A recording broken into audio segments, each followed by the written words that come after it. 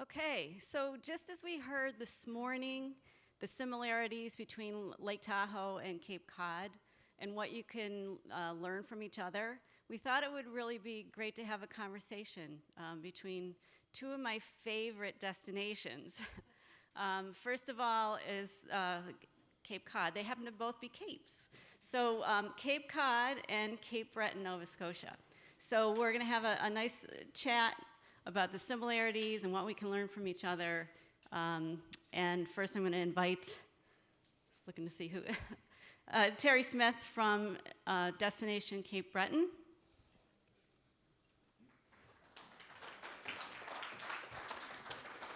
And Paul Niedzwiecki, back again from the Cape Cod Chamber of Commerce.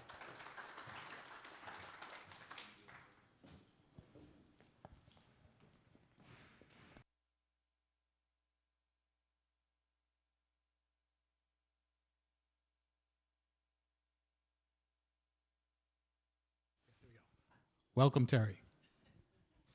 Thank you very much. From one Cape to another. Yeah, absolutely. How long did it take you to get here?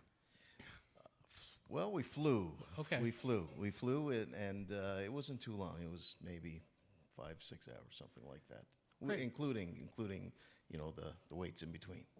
All right. To drive, it would be about 12 hours. 12 hours. Yeah. Yeah, that's a long drive. Yeah, we're used to it. Well, we are only separated by, less than 400 miles of ocean. You know, and I think both destinations, both capes, we kind of see the same tides, figuratively and literally. So I think maybe what we should talk about is some of those challenges we feel that we have in common.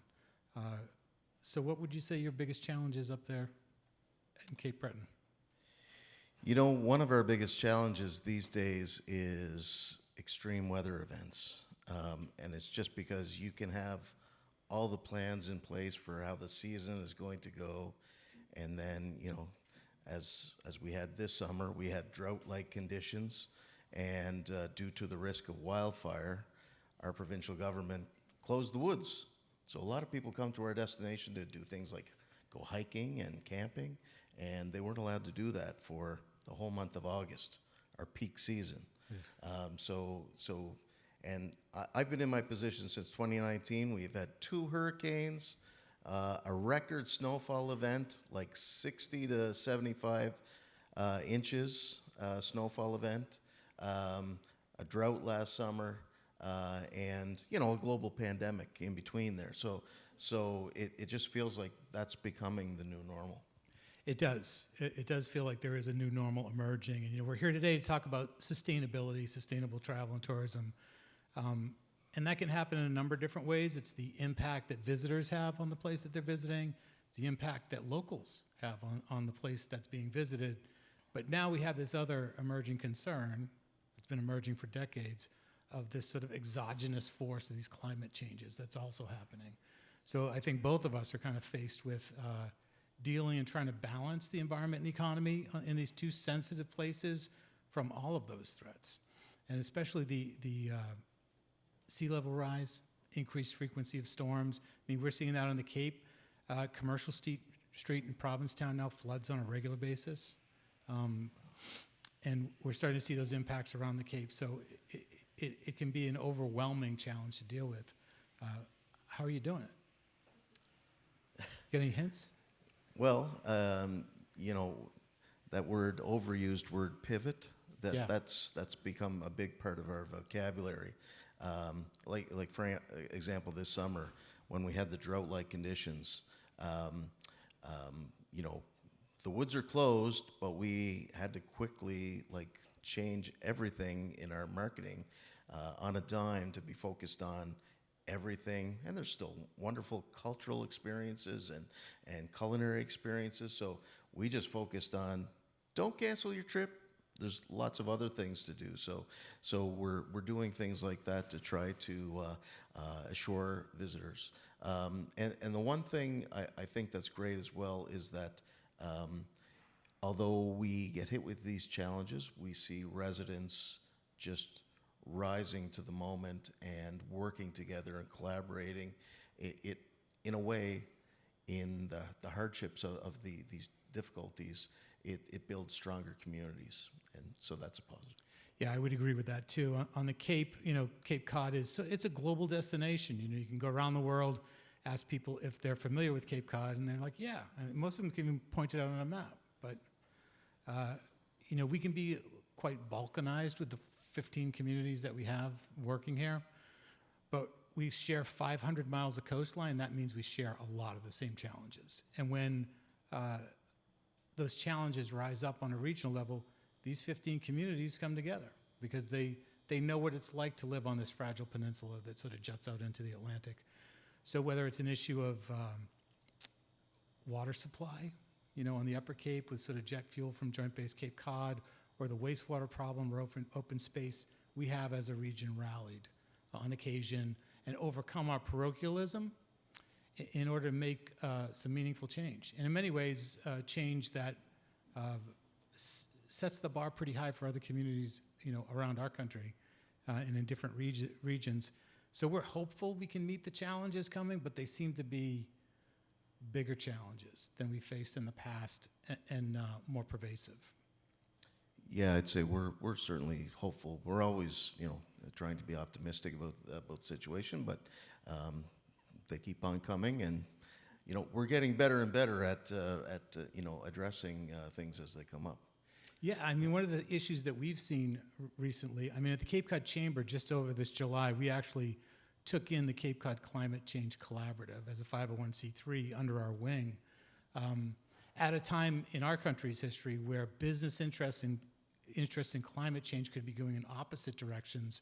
We felt it was really important to double down and show that we're committed with that understanding that on Cape Cod the environment really is the economy.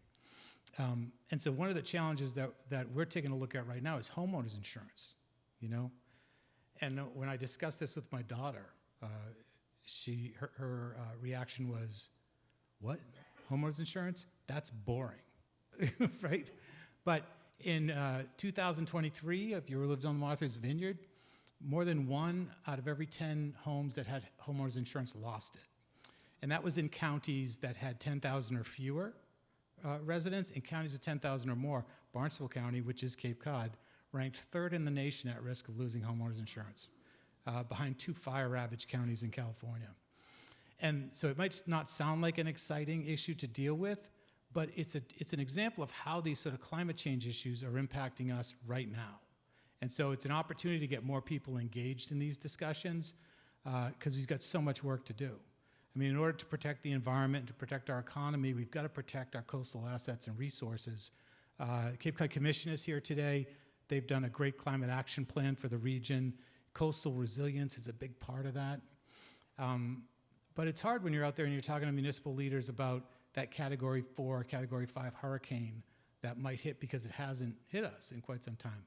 But it has hit Nova Scotia, So if you look at those tracks, it's something that we need to take seriously. Yeah, absolutely. And well, I'm not 39 anymore, so anyway, I'm up in years, but we didn't have a hurricane hit us in my lifetime until 2019, and then we had a second one in 2022. Yeah. So for us, it's a reality of life now. Interesting too. We haven't faced much of homeowners insurance yet because most of the island has some elevation to it, so that certainly helps. There are some places where there has been some persistent flooding, but it's pretty minimized. But I can see that's probably going to be coming in the future. Yeah, no, it's a big issue for us on the Cape. We don't have a lot of elevation.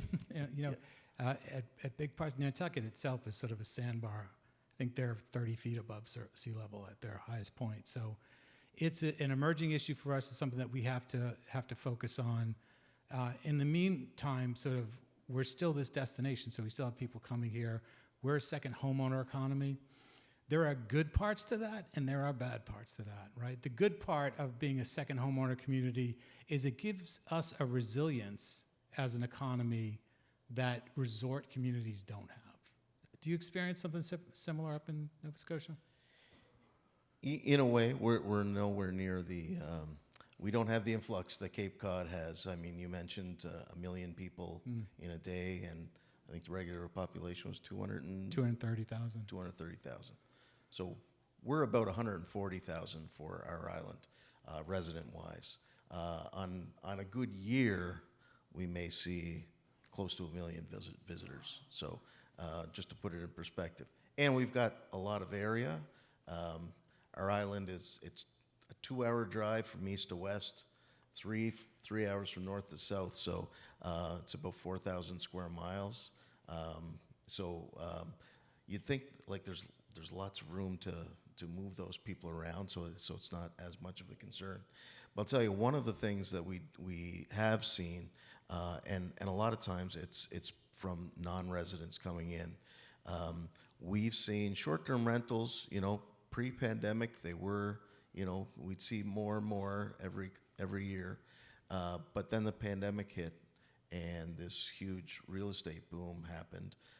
People were re-examining their lives, putting houses up for sale, and the vast majority of those homes were purchased by people who are non-residents and turned into short-term rentals.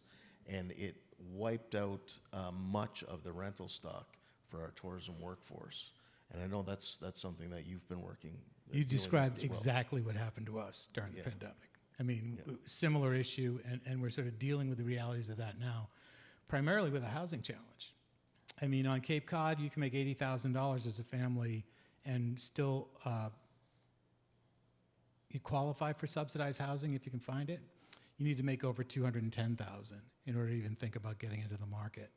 And so those families and those people between 80 and 210,000 are most of the people that I know, and they just can't break in here anymore because of that housing challenge.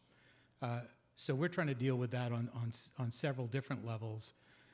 For the first time, 18 months ago, the governor got passed her Affordable Homes Act, and for the first time, it recognized seasonal communities as a designation.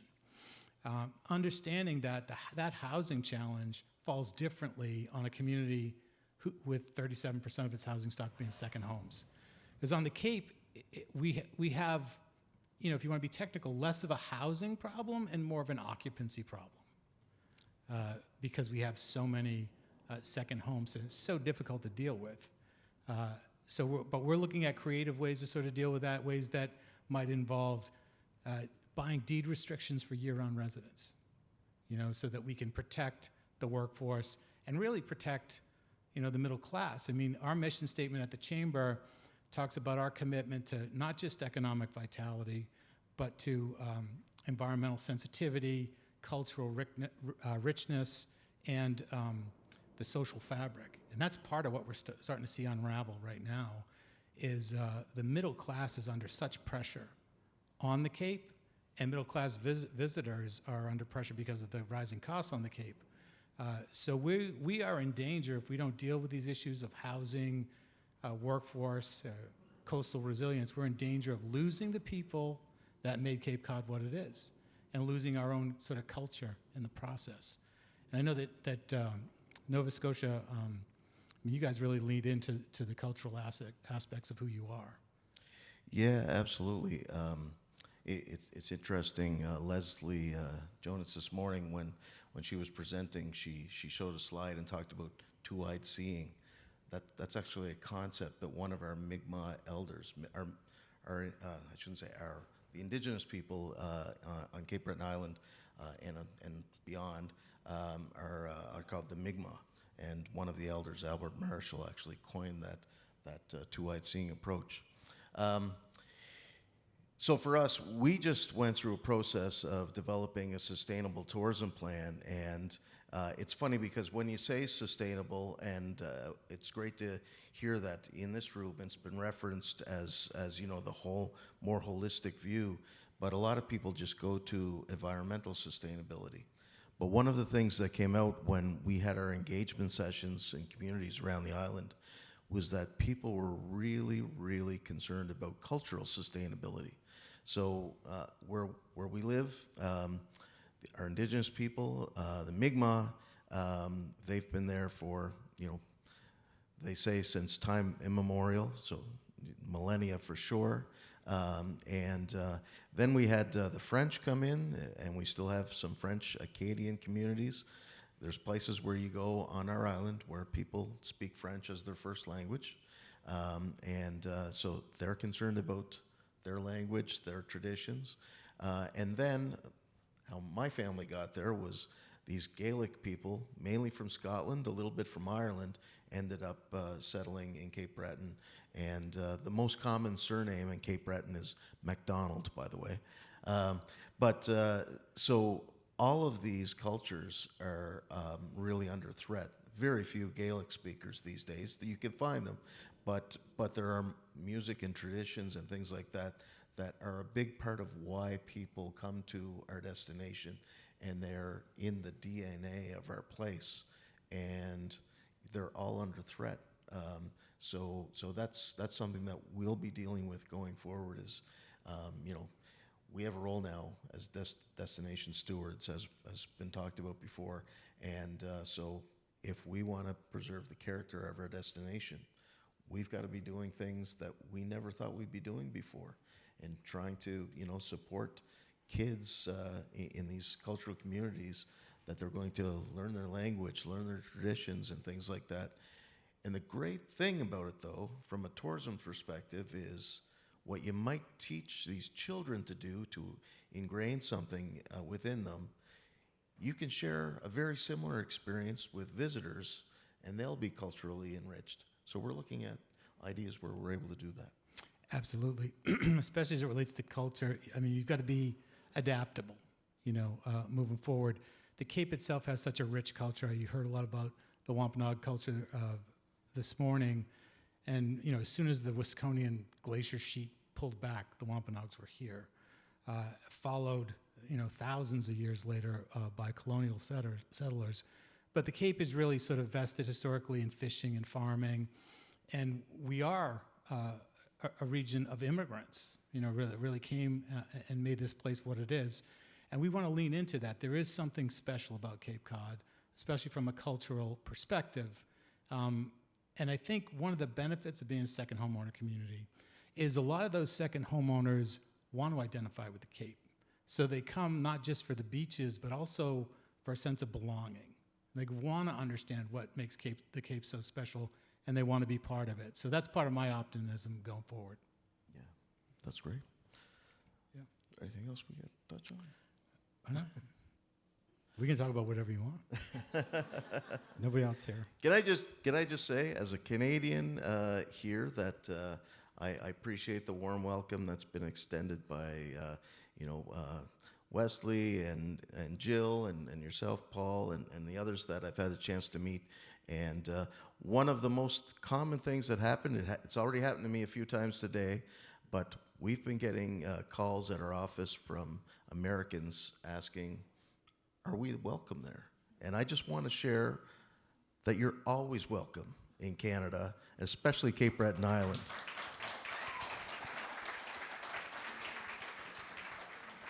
And similarly, you are all very welcome here. Canadians make up the largest segment of our international traveler base.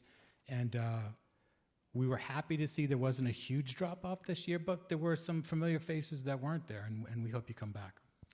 I'm sure that's just a temporary thing, and I'm sure people will come back. I hope so. Yeah. All right. 1 or 2 questions. There's one down. Hi, my name is Grace. One of the questions, because coastal, right? Cape Breton is coastal, and I'm wondering, based on the funding conversation we had, is there anything in Cape Breton that you've experienced or use as funding opportunities that would potentially translate to this coastal area of Cape Cod? We could look at more just tourism, sustainable destination stewardship. Unfortunately, not yet. We're in very early days, and I think you're further ahead than us.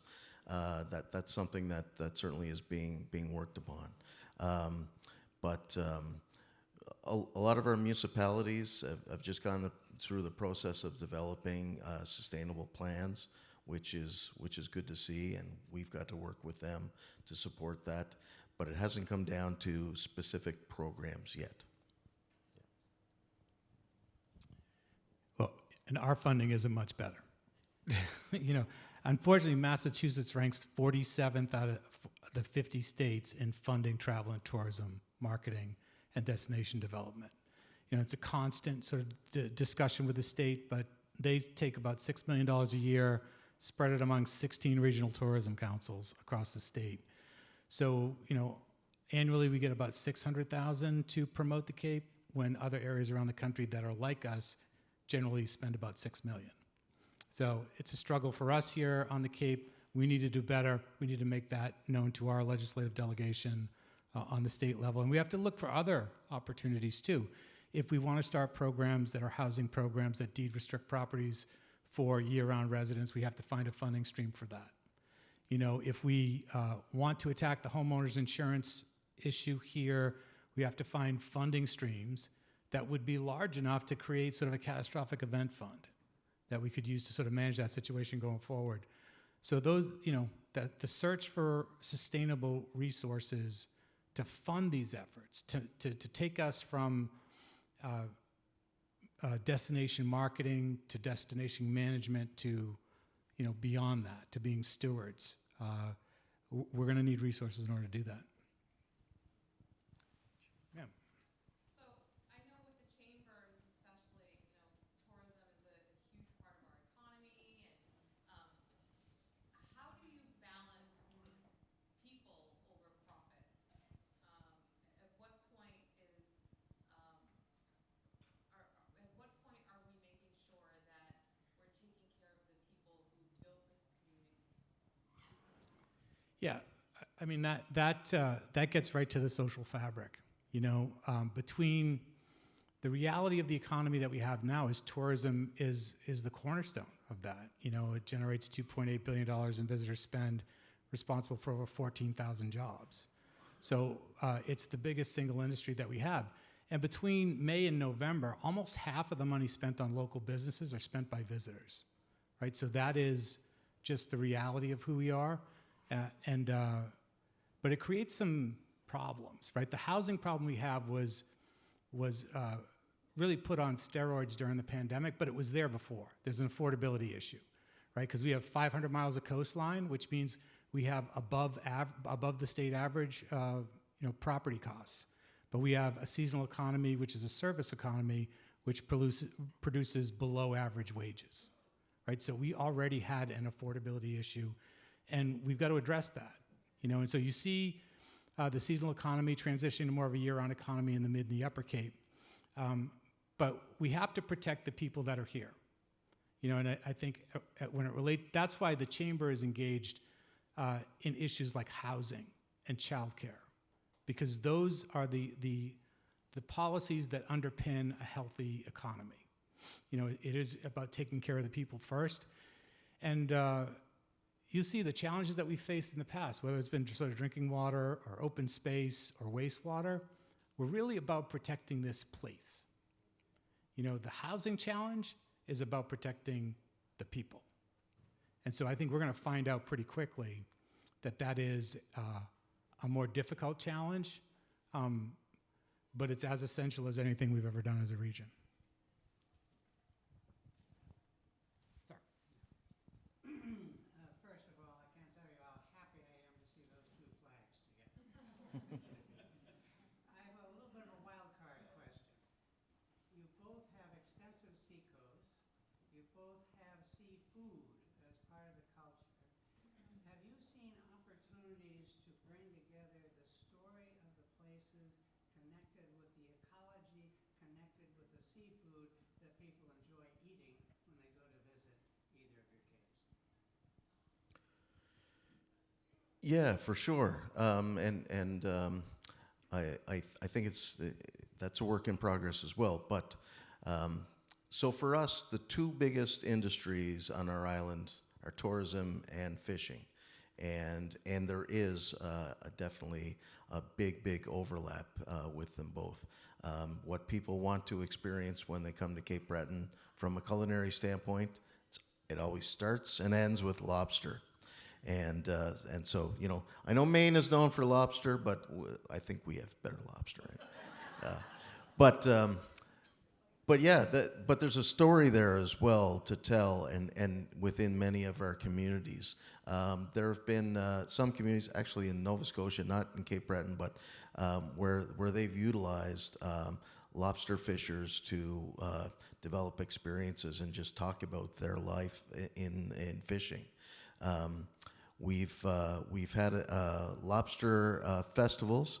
One of my colleagues is going to be doing the poster presentation tomorrow, and she was involved in establishing a festival. But always part of the experience is to try to educate people on you know, fishing and what it's all about. I wouldn't say it has gone deep into ecology so far, but we're hearing that lobsters with oceans warming could be at risk of migrating even farther north, which could be very devastating to us. I'm not sure if that's going to happen or not, but smarter people than me think it may. So I think it's definitely something that we've got to be keeping a close eye on. The lobsters here are pretty good too. But I agree with you that, you know, Gloucester's completely overblown. So, and Maine too. So I think we're in good shape. Maybe we should have a lobster roll contest. As I'm telling you, I mean, That sounds like a I think challenge we to could me. compete. From our perspective, I would just put one twist on that. That's the traditional industries we're still trying to invest in. But if you look, going back to one of the issues we have, so the nitrogen pollution issue from the Tidal V system, septic systems on the Cape, has really eliminated a lot of the eelgrass where some of the natural shellfish used to grow. So the big secret on the Cape is we don't grow a lot of natural shellfish anymore. It's all seeded, right? But aquaculture is a growing industry down here. And, you know, I'll put Wellfleet oysters or even Dennis oysters up against any oysters in the world. So that is one way that we've adapted, right? There were negative environmental influences, but we adapted through aquaculture. And there's actually a business in Dennis called the Aquaculture Research Center that produces the spat, the seed for shellfish, really up and down the East Coast. And they feed about 1,800 shellfish permits on the Cape. So I think it's a great example how we recognize that we might be losing some of our history that was tied to sort of seafood and shellfish, but we adapted, we pivoted in a way that's been really successful. I think that's it. I think we're done. So we have a gift for you, Terry. That's for me, and this one's for you. I just want to say, Paul, as a thank you gift, we've brought this print from one of our Mi'kmaq indigenous artists, and it's not a cod, it's a salmon, but you know, it's fish related. So, Thank you very much, Terry.